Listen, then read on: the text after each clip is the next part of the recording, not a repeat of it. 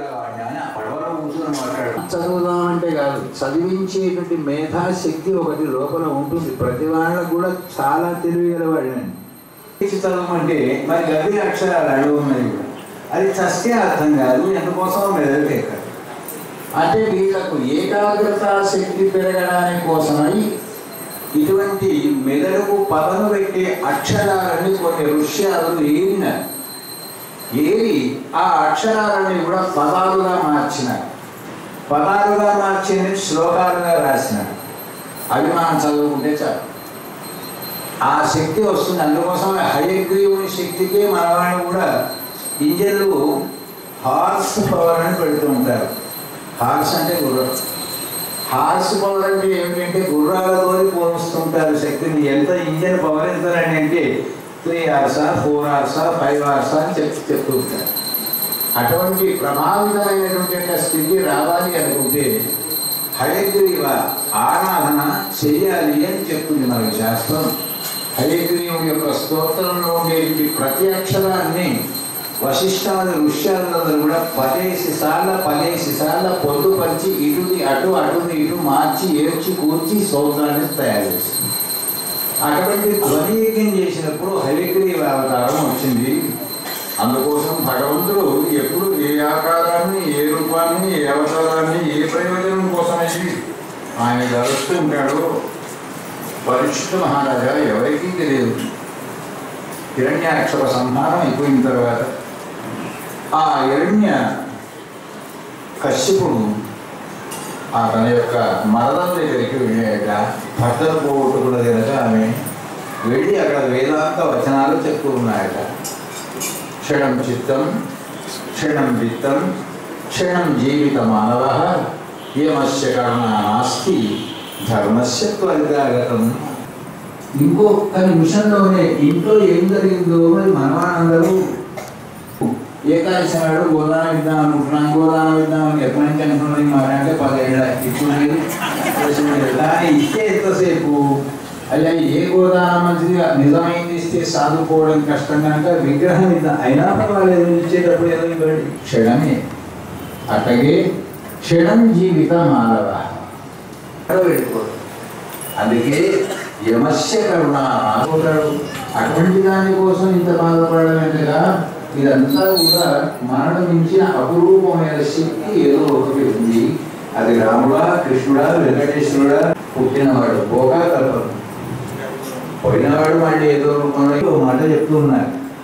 ఉషీనిరా దేశం అని ఒక దేశం ఉండేది పూర్వంలో. ఆ ఉషి ఈ 10 మంది మేము అసలు ఈ శివాన్ని దహనం చేయనీయమని అడ్డుపడ్డారు. అలాగా ఒక మాసం రోజులు ఏదేదో తైలాలలో పెట్టి ఉంచుకొని ఆయన చూస్తూ వీళ్ళు ఏడుస్తూ. విష్ణువును చంపడం అంటే అంత తేలికైన పని కాదు సుమ. ఆయుధాలతోని చంపలేని వాళ్ళు కొంతమంది ఉంటారు, విషప్రయోగం చేసిన చావని వాళ్ళు కొంతమంది ఉంటారు.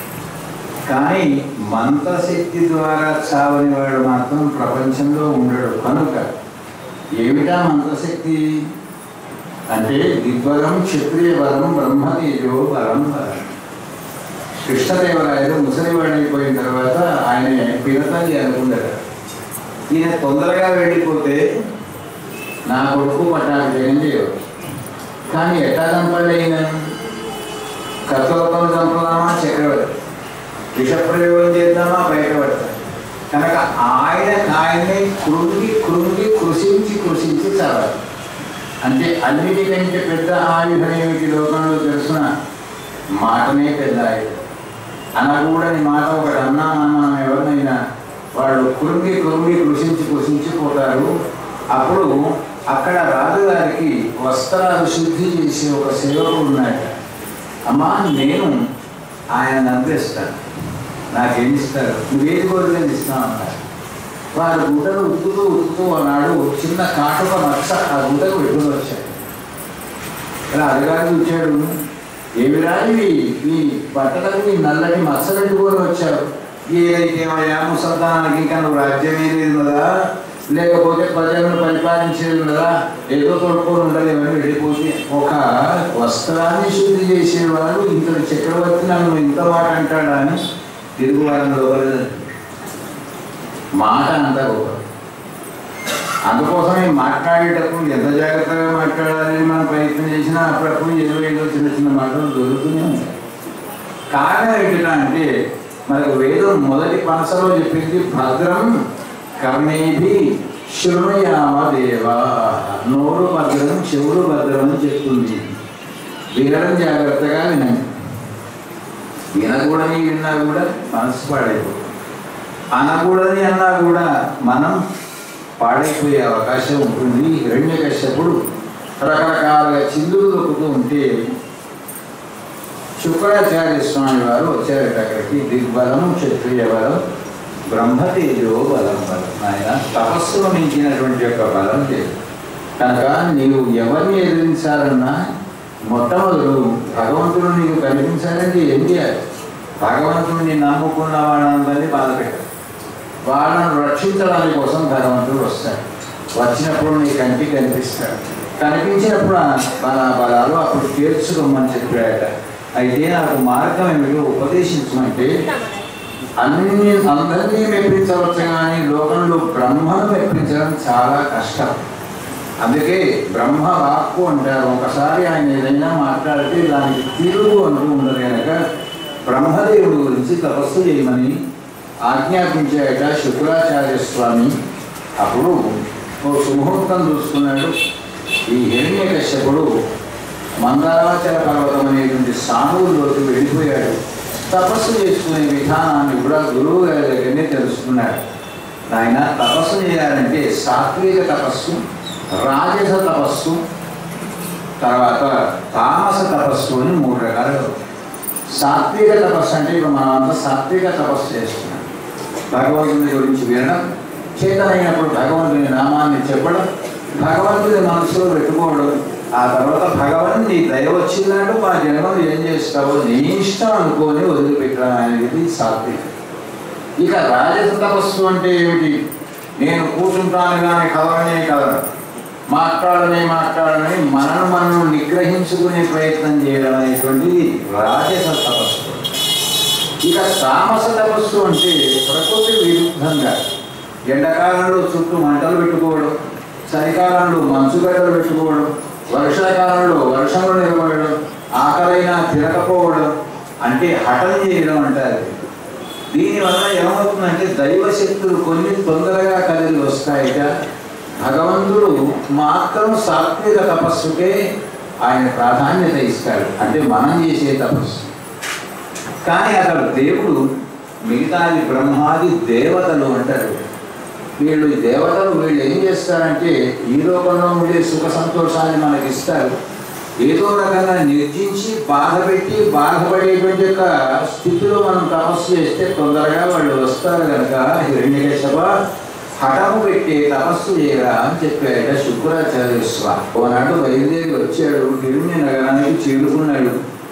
ఇంద్రుని యొక్క హిరణ్యకశ్యపుని యొక్క భార్య అయినటువంటి యొక్క ఆమె లీలావతి అని, ఆమె పేరే కైవధు అని కూడా ఆమె అంటారు. ఆమె తీసుకున్నాయట.